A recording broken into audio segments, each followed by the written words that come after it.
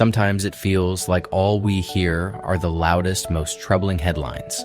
This is 10 Better Minutes, a podcast where recent real stories offer a quieter view of the world, one that includes balance without ignoring the harder truths. I am Ian Rhodes, your host, and I appreciate you taking a moment here today. In just a few minutes, we will explore a few ways people and communities are quietly doing things differently, like a longtime worker marking an unusual milestone and a neighborhood turning food waste into warmth. But first, let us start with a story about a man celebrating 50 years of steady dedication at his job. In 1976, Tom McKevick in Chula Vista, California, saw a newspaper advertisement for a job at Frederica Manor, a senior living community. He applied, took the position, and stepped into a work life he did not plan to carry for the long haul. He became the head of security, and 50 years later, he was still there. According to a report by Fox 5 San Diego, Tom never took a single sick day. The article even estimated that with 1 week of vacation each year, he would have clocked in about 12,650 times. That is an astonishing number, but what makes the story feel even better is the way Tom describes the job itself as something entertaining and challenging. Not something he endured, but something he showed up for. On his 50th work anniversary, Frederica Manor held a celebration in his honor. Tom received an award at the party, with people gathering to recognize what consistency can look like when it becomes a promise kept for decades. It is hard not to feel admiration for a life measured in steady presence, day after day, especially in a place where residents are counting on familiar faces. Tom McKevick did not just hold a role. He helped build trust, and then stayed long enough for that trust to turn into community. After 2 long years, a rescue plan for 30 captive beluga whales has finally cleared a major hurdle, and the next step is beginning to feel real. It is the kind of story that reminds you how much careful paperwork and patient coordination can matter to living hearts in need.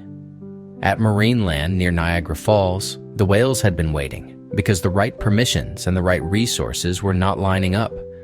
A previous attempt to send belugas to China was rejected, and the process stalled while authorities worked through permit challenges. This time, though, the United States and Canadian governments approved a transfer plan that follows the proper rules.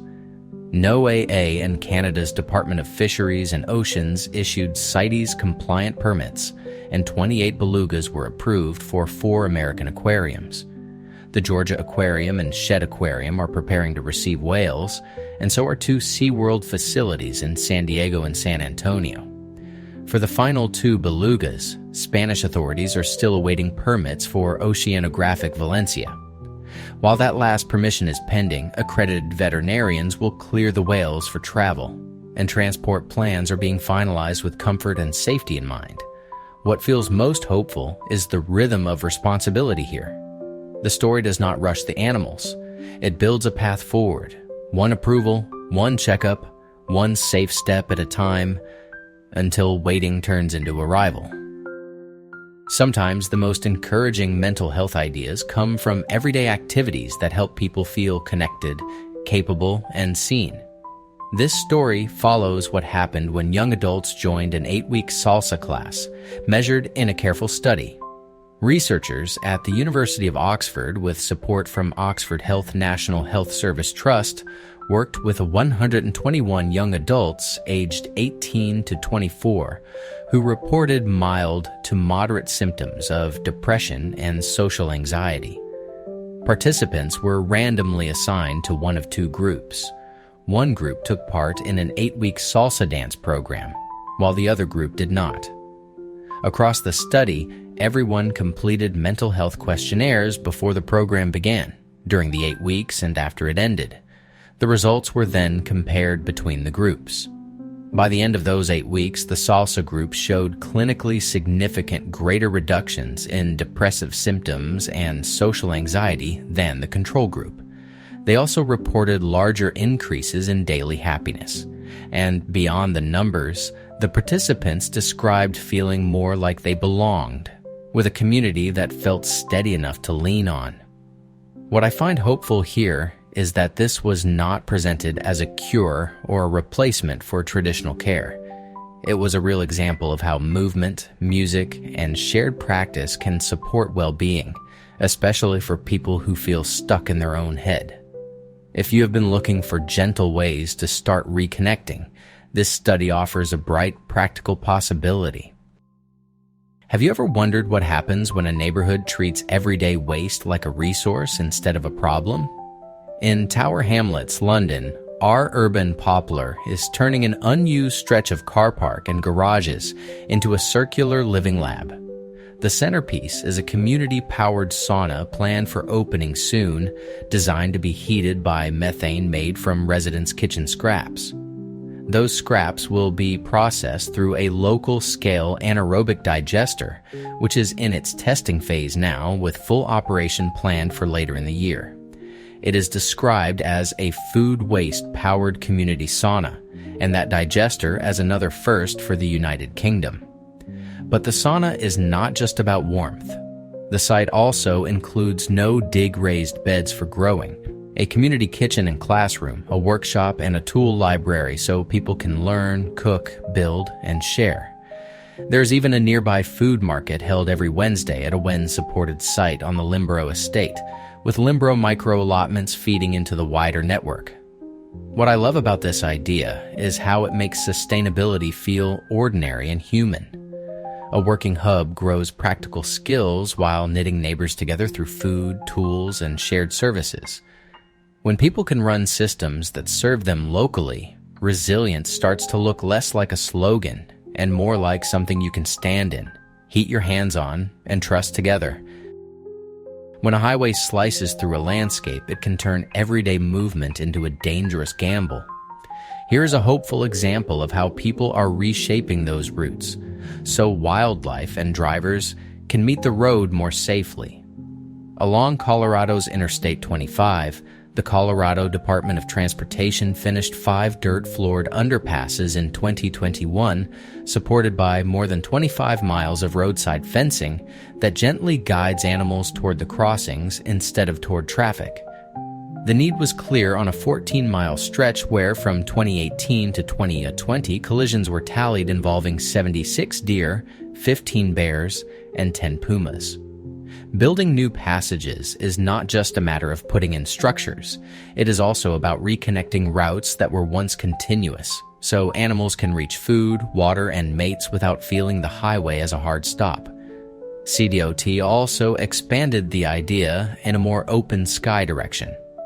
In December 2025, it completed an overpass near the town of Greenland, spanning 200 feet wide and 209 feet long over 6 lanes. The plan is part of a network of about half a dozen passages, with an expectation to reduce roadkill by 90% and reunite 40,000 acres of habitat. Similar projects elsewhere add weight to the promise. In Virginia, a set of passages reduced collisions by more than 90% and quadrupled deer crossings.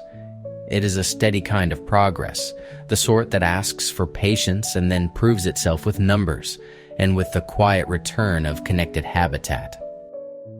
As always, I have a wonderful tip for you to help with your mental reset and find more joy in the world. Today, we are focusing on practicing deliberate awareness of what is working, even when life feels busy or noisy. Here's the idea. Instead of scanning only for what is wrong, pause and take inventory of what is going okay.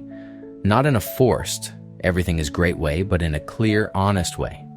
Ask yourself a simple question. What is working right now in this moment, even if it is small? It might be that you got through the hardest part of your day. It might be that you showed up for someone. It might be that you chose one kind word, took a full breath, or completed a task that was weighing on you. When you notice these wins, your mind starts building a different map, one that recognizes your effort and your resilience. Try this for 30 seconds. Close your eyes if you can. Take one breath, then name 3 things that are working, however ordinary they seem. Let your attention settle there just long enough to feel the shift. You do not have to ignore the rest. You are simply training your awareness to include what is already supporting you. Well, friends, we made it to the end of this episode of 10 Better Minutes.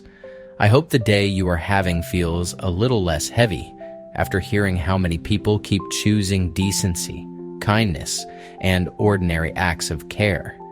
It is easy to forget that the world is not only noise and headlines, and that quiet hope still shows up in real places for real people. If you have a good news story link or a local positive moment you think more folks should know about, please share it in the comments. I love reading those, and it helps other listeners find their way back to what is working. This is Ian Rhodes with 10 Better Minutes. Take care, and I will see you tomorrow.